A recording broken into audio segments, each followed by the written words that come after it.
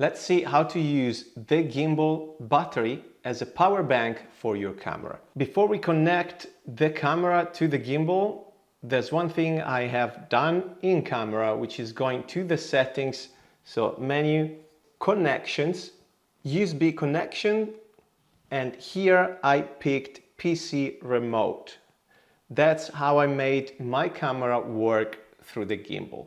We would have received a bag full of cables with the accessories. In the bag there are 4 different cables that hopefully will support your camera. The one I'm going to use is a USB-C to USB-C. This is for my Sony a7R camera. At the back of your gimbal, on the vertical rail of the tilt axis, there's a port, a USB-C port highlighted in yellow. It has an icon of a small camera and a wireless device as well. I'm gonna simply connect one extremity of the USB-C in this port to this port, and then I'm opening the door of my camera for the USB-C as well, and I'm going to connect the other extremity here. Now I'm going to press and hold the power button, and we'll have a look right here at the monitor what's happening. Right, there we go. On the top right hand side of the monitor, it will pop up a tiny icon with the battery and an electrical plug. That means your camera is now using the battery of the gimbal as a power bank. That's not the only benefit to actually connect the camera to the gimbal, because we have a rec button on the body of the gimbal, which we're gonna check in the next section. And whenever I press it, the camera will start recording. And as we mentioned this, we're gonna go to the next category, which is actually all the buttons and the modes of the gimbal. Let's start from the rec button on the body of your gimbal. You will find it on the left-hand side of the body of the handle of the gimbal. Now that the camera is connected to the gimbal, we press it once. You will hear the camera beeping if you have the audio signals on, and you're now recording. To stop recording, we press it once more. Simple as that. If you hard press the rec button on certain camera, that action will activate the autofocus. If we long press it, we'll take a photo. Carrying on with the buttons, we'll find a joystick still on the left hand side of your gimbal, just above the rec button. Move it up and down, left and right, and your gimbal will follow your thumb movement. On the right hand side of the rec button, there's a longer button with a white stripe. This is the modes button. Basically, by pressing this button, we can change the modes on how the gimbal operates, and we're gonna go through these modes right now. By default, if you have a look at the top left-hand corner of your menu, of your screen, you will notice a tiny letter which probably says PF. That's pan follow, meaning that only the pan of the camera will be activated. So if I spin left to right or vice versa, the camera will follow from left to right, but nothing will happen tilting, so up, down. If we single press the modes button, we're gonna go to the next mode, which is lock mode. In this way, whatever I do with my hand, the camera will keep facing the original direction. So nothing is happening, you see? We press it once again. We're gonna go to follow mode.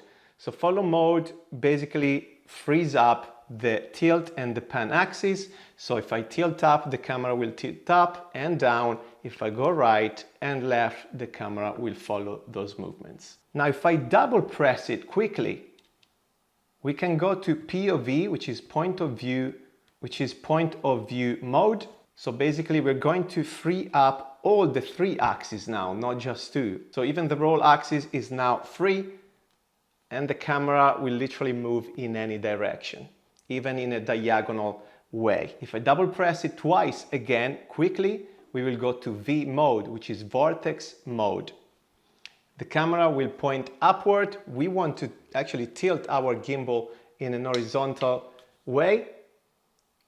And with the joystick, by going left or right, we can create the vortex mode. So basically the camera will start spinning and we can create that inception perspective. I press it once again and I go to the default mode of the gimbal. If I long press the mode button, then the gimbal will go to sleep. You will see a tiny icon on the top left corner of your monitor with a couple of Z telling you your gimbal is actually sleeping, and you can actually move it, as you can see here. To go back to the modes, you hold it again. On the right hand side of the gimbal now we have the light button. It's a tiny wheel here on the right hand side of the gimbal. This will turn your light on. And first of all, talking about the light, we also have a diffuser that comes with the accessories. We want to place it on top of the light to diffuse the light. If you want to do so, there you go. We're gonna learn how to turn the light on. We simply want to press and hold the wheel, the light wheel on the side of the gimbal. To turn it off, same thing, press and hold. The light will be off. This light is a bicolor light, which means it can reproduce a warmer temperature or cooler temperature. By single pressing the light button, we switch between the intensity of the light and the temperature of the light. If it's in a warmer temperature at the moment, if I move the wheel, I will change the intensity, so more power, or you can reduce the intensity. But if I want to change the temperature of it, I single press the wheel again, and now by spinning the wheel, I will change the temperature of the LED lights. And we turn it off. We have already seen the power button next to the light button. Now, at the front of the gimbal, we have other two buttons. The one on the top, it's called trigger. So trigger usually helps you when your gimbal, for example, is facing a weird direction and you want to replace it in the default position. You double press it and the gimbal will go to the standard position. If we triple press it, 1, 2, 3, we will go to selfie mode. Simple and ready for your vlogging. If you want to face the other direction, we triple press it again. 1, 2, 3. If we press and hold the trigger button, we will go to the go mode. The go mode is like the follow mode, so you will free the tilt and the pan axis, but you will have quicker movement. So if you're doing sports and things like that, you can use the go mode. To release the go mode, you just release the trigger. Then at the front again, we have another wheel, which is bigger than the light wheel. This wheel can be customized through the menu, and you can actually assign different action and tasks to the wheel, and that's completely up to you, and you can do that through the menu. Now that we know how to operate the gimbal, we're going to add also the handle and the wrist rester. We have the handle here, wrist rester. In the screws bag, you will also find an Allen key. You want to have that handy. Now, this is up to you if you want to place the wrist rester and the handle on either side of the gimbal, so that's up to you. I'm right-handed, so I usually put my wrist hand on the right-hand side of the gimbal and the handle on the left-hand side of the gimbal. So that's what I'm gonna do right now. I simply take the wrist rester, there's a rosette attachment here, and I'm gonna place it against this rosette. There is a screw inside my wrist rester there, and I just screw it in. That's the first step. As you can see, my wrist is sitting on the wrist support. If it's not sitting properly, there's a wheel here. There's a dial at the front of the wrist support. If you spin it, the wrist support will go up and down, and you can do it according to your position. I'm gonna do the same thing on the left-hand side of the gimbal with the handle. There are two rosette attachments again. I'm gonna screw in the handle, and you can actually choose the angle of your handle.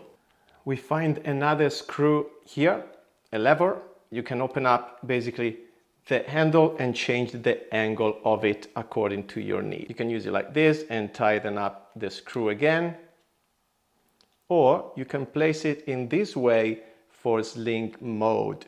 You can place your gimbal in an horizontal position and hold it via the handle. Also, the handle can be extended. There's a swivel here. You can unscrew it and lift your handle or reduce the length, and then screw it back into place. It's very handy actually and very comfortable. Last but not the least, we're going to check the ZY Play app just to see what's in there very quickly. You can find it on iStore or also the Android store. Go in your store and search for ZY Play, install it, and then we're going to open it up. Your gimbal is on. I'm going to open the app. You might find this page first, which actually shows a smartphone. If you scroll through the next photo, you will read at the top left corner of your monitor for pro cameras. That's where you want to be. There are 3 lines at the same corner, top left. We click on it and you can choose the name of your gimbal, which is the Crane 4. I go in there and now I go to connect now at the bottom right. And we will have to do a few things here. So I need to activate the location and the Bluetooth. Unfortunately, you have to do it to make it work. So press OK, you go to your menus and you turn the location and the Bluetooth on so the gimbal can actually find your phone and vice versa. Okay, we go back to the app, connect now. And the Crane 4 will pop up here. So we want to click on connection, connecting device. And once again, we need to grant access to the location. So you press this button, which is actually grayed out, so it's quite tricky. It needs to become red, and then you click on next. And you're activating now your device. Click on completed at the bottom and enter now. Right, this is the app, very simple. We will find a joystick that works like the joystick on the gimbal. So you go left or right, you can tilt and pan simply by using your finger here. You can rotate also the roll axis. If your camera is connected, you can record and stop recording via the app. Also, there's a tiny camera icon on the left-hand side, and through here, you can create some panoramic shot, time lapses, and trajectory photography. On the top right corner of your monitor, basically, you will see the setting icon, and here you can actually get to the same settings that you have on the gimbal, on the display of the gimbal. So you can calibrate it, you change the strength of the gimbal, and use the 6-side calibration. That's something I wanted to cover actually. So if your gimbal is not straight, this is one of the things you can do, but only do it if you're facing some issues with the horizon of your camera. So you want to go in here and choose 6-side calibration. And simply you want to follow all the steps and place the gimbal as the images are telling you to do. Make sure you read everything, and after that your gimbal should work fine. When you're here and you've chosen your gimbal Crane 4, you might notice at the top of your monitor something saying there's a new version of firmware and you can update it now. So you click on the right button that says upgrade now, and you download the firmware and follow the procedure. So I'm gonna do it right now. So that's how you update your firmware of the gimbal. I'm still updating the firmware. I think this is the end of the video, and I hope it helped out to actually get you started with the Crane 4. It's a great gimbal also for bigger cameras, cinema cameras, also for Blackmagic and Sony FX6 as well, FX3, you know, alpha cameras. So I hope to see you in the next one. More stuff coming as always. Thanks for watching.